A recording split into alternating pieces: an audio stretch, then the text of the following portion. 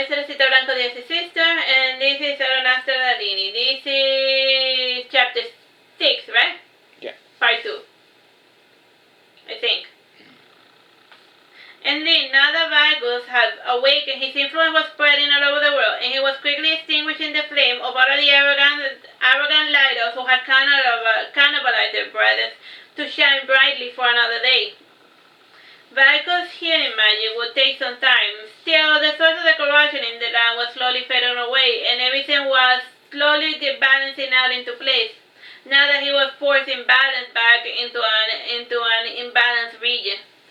Harmony was still not convinced. However, she imagined that they would be better off if all of the light elves became dark elves overnight, and then there will be the same type of people, and then there will be one people again with nothing to discriminate each other. With none other rules to discriminate each other. Once again, I pity her naive thinking. People like Odani and the opposite would always find a reason to show prejudice against their lessers. If not their looks, they would prejudice be based on their wealth, or they would invent and use something in order to put down the little person. And on my way back to the city, I played my flute, and all around me the fairies and birds joined the song of their own will. And the music attracted the attention of the rest of the forest animals, the deer, the squirrels, and other mammals joined my song. And the nymphs and the falls too enjoyed the revelry. And my music too attracted the attention of Magus, and like the rest of the forest, he started running behind me. And like a little child, he joined in the merriment of my forest friends, though the areas where he would walk would be eerily possessed by silence, and my music would not penetrate where he stood. The sun rose with a victory song, and everyone in the forest saw Magus under a new light. And for them, Magus was the avenging spirit of the goddess Hig, the goddess of darkness, and finally the light elves who get what was coming to them. And my attention was distracted by a voice I recognized. The voice joined my song at full volume, and its echoes thundered across the forest, and it seemed to sing in our minds as well. And turning around, I saw my sister approaching me with open arms, and she felt my elf body was 2 or 3 years her senior. And I threw her ahead of her, and I kissed my sister's face, and then her neck. While still hugging me, I asked, "Oh, sister, sister." Noticing our cheerful reunion, my forest friends started celebrating, and my sister had changed a lot since I saw her. Which one's that one, Woolen? Yeah. Alright. Wooden spotted matrons that seemed to be made from dry forest leaves, and the torn skirt only seemed as far as the knee, and she had a black hood lower, leaving her shoulders bare, and she had jet black curly hair, beautiful emerald green eyes, and big, powdery painted red lips, and on her hair she had strange beads and feather braid decoration. And she also wore a black bead necklace with big round golden earrings, and a hell of a lot of silver bracelets. And on her left leg she had a leg ring covered with bells, and each time she gave a little step, it would jingle a little. And we walked side to side, hand in hand. I was the first to speak. "Wow, you've changed a lot. I almost didn't recognize you." "You're the one who's changed the most, dear sister," she said happily. "What do they call you now?" I asked. I'm called Wooden now," she said proudly. "Isn't that a guy's name?" Hearing this made Wooden elbowed me in the gut angrily, and as a response, I changed my hug into a choking grip, and once again Wooden bent her back forward in a way that made me fall head first into the floor. Although the grass cushioned my fall, I still tasted blood under my lip I had bitten. Wooden seemed eager to fight, and I said time out to her. And my forest friend was with amusement, and us sisters fighting like old times days. I said happily, "I win," even though I hadn't. And I took Wooden's solicitous hands, and we shook hands in unison before saying, "Let's not fight again." But they fought each other to 5 seconds of reunion. With our non-aggression pact re-established, we resumed our walk, and I asked, "Why do you call yourself Wooden?" "'Cause it's an awesome name, and it means furious, and it is also the name of a wood mage," she said, somewhat annoyed. "Couldn't you have gotten a more feminine witch name? If I remember correctly, wasn't Wooden a dude?" I asked. Wooden gave me a glare that shriveled me to dust. "Little sister, I was planning to call myself Flemeth or Morgan Le Fay," she said with a cold modern voice. Giggling, she added, "Originally I wanted to be Rowan, but the witch that picked me already had that name. How about you, Miss Perfect? What name did you choose? Nalini, I said. Wooden frown. Why did you pick an elf's name? I thought you hated the elves, she said. Hello, if you haven't noticed, I'm inside a pretty little elf's body. I hijacked Nalini's body to infiltrate the little tree fort, I said, somewhat annoyed, pointing at my face. Speaking of hijack, I need you to do something for me, said Warden, changing the subject. What is it, dearest sister? I asked sarcastically. I want you to observe the second birth of the elves from up close. Report back to me when you have finished. She said in her usual dictatorial fashion. Indeed, her bossiness rivaled that of Marduk. Will do, I said, not desiring to argue, even though I knew it was pointless.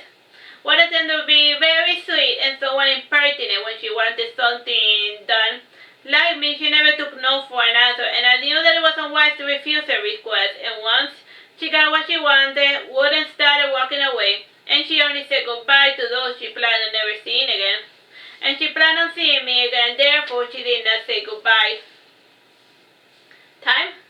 8 minutes. While walking away, she noticed my little pet creature, and glaring back at me, she said, I have one of those like yours, two of them in fact. One, a local fire and ice demon who loves to drink tea. What is yours called? Magus, I responded, but I don't think it's a demon. Ah, how witty, she said, starting to leave again. She stopped again and she asked, just out of curiosity, what does your creature do? I said to her, he doesn't talk much, but he's a good listener. Loud noises bother him, and he also likes to blow out candles. One smiled and said, okay. As she walked away, she said softly to herself, oh, that was strange. By now it was midday, and I disbanded my group so that they would return to their little routines. And I could see beyond the trees the flower gardens that surrounded the old city, and as I got closer, I began to sense something was more amiss than usual. The grass looked overgrown in my garden, and many of the flowers and bushes had been yanked from the ground, and others had simply died away, and Magus began to grow restless. He began to look around in an unnatural fashion, more fitting to a bird than the human he was mimicking. You know how birds move their heads? In quick, jerking motions. What kind of birds have you been watching? I've never seen a bird do that in my life. Okay. I don't know. What kind of birds are you running on your daily day? I don't know. A scare? Okay. Time, bro. 7 minutes. I beckoned him to come closer, and simply got close enough to tug at the end of my rope while walking behind me. And most of the houses have been boarded up, and others simply have burned down. Only the palace, rising above the rest, stood in one piece. And from time to time I would see a battalion of elves marching down the street, and they only took one brief look at me before walking away. In the dark alley I saw two soldiers beating a dark elf to a bloody pulp, and the more the lad begged for mercy, the more aggressive the soldiers became.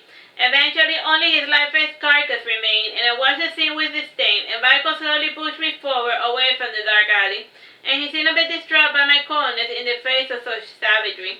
I turned around to look at Michael in the face, and holding him by the shoulder, I said softly, "Seeing my sister brought me back to help me regain my sense of self. It isn't my place to interfere in matters that are beyond my control." He gave me a cynical smile, which I imagined meant, "And what of Nalini?" I responded, "Nalini's a different case, and I took a fancy to the elf girl, and she has faint traces of human blood, so I can forgive the rest of the 99% of her wicked, wicked elf blood."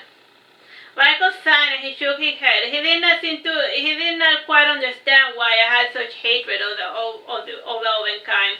Then again, I had learned that hatred from my mother, and my mother in her previous life, she had worked as a legionnaire, and as it happened, elves in the human world were only endemic to the frosty Germanic forests of Europe, and being Roman and all, my mother entered the forest, and unlike the human, the elves have always lived in balance with the environment, and they have never multiplied enough to consume the natural resources of their forest.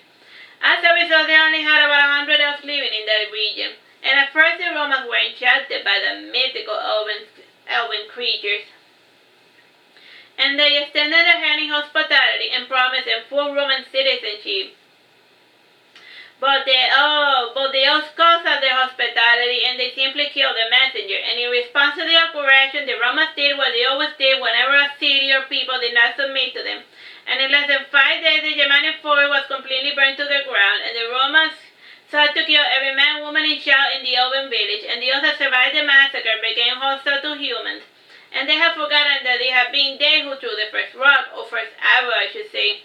And over time, they created settlements all over Europe. And the elves were finally, but over time, due to their constant hostility, the elves were completely purged during the medieval period. And one day the elves attracted a group of pilgrims on the way to the Vatican, and the Templars who survived before the Vatican that the elves trust to remain. And disguising it as a witch hunt, the Vatican, who had archers or the Romans' first encounter with true elves, organized all the feudals, and with their aid, they completely eradicated the elves from the planet Earth. And in the end, it all boiled down to a bunch of elves that hundreds of years ago have failed to be hospitable with outsiders. Magus brought me back to the real world, Once again, by tugging at the ends of the rope, he drew attention to a large gathering of soldiers before the castle, and they had a bunch of dark elves inside cages, and they were being exposed to light while the light elves ridiculed their hideous transformation. Time, bro? 3 minutes. And among the guard, I recognized Lenny and Karini, and for some reason they looked like the light elves again. And I was even more surprised by the fact that Lenny had completed his physical therapy, and I began to wonder how many months or years I had passed inside the darkness with Vicus. So like, well, she was inside with Vicus in the darkness, time passed a lot. Glancing back at him, I asked him, how long was I there? As usual, Vicus simply shrugged his shoulders. He never gave a straight answer to anything, or any answer for that matter. And although Nalini was dishing out orders, and while administering his punishment against the dark elves, he noticed me in the crowd. He went pale white and then green with anger. He had hoped that I would have left for good, but here I was. When he glanced in my direction, I hid behind a column, and this little charade made Adani think that maybe he had lost his mind. I said to Karini with telepathy, what the hell is going on? I live for a day and you're a light elf again. Karini looked startled, and she surveyed the crowd looking for me, and when she imagined that she saw me, her eyes rolled to the back of her head. And Lenny caught Karini's slim body as she fainted, and the strange fainting fit left Adani even more paranoid. Time, bro? 2 minutes. He began to fear that I had indeed returned, and he said to his guard, I want you to bring every light elf between the ages of 13 to 17 to the palace, and bring anyone else that happens to be with her. Yes, Alphasir. Hearing this left Vicus rather restless, and as usual the noise was making him rather fidgety, and it was only sheer force of will that kept him from going away to find a quiet place.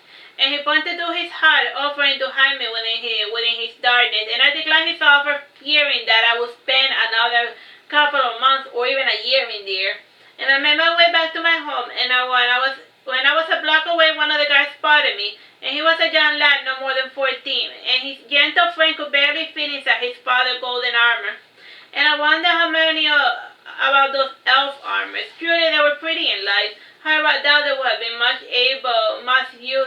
very useful when fighting against a god. But then I digress, there's no guns in this world. The young man came running towards me, and he said, hey you there, the officer wants to see you. Go to the balance's audience hall. Time, bro? Less than a minute. Alright, well let's just leave it here. Bye bye and God bless.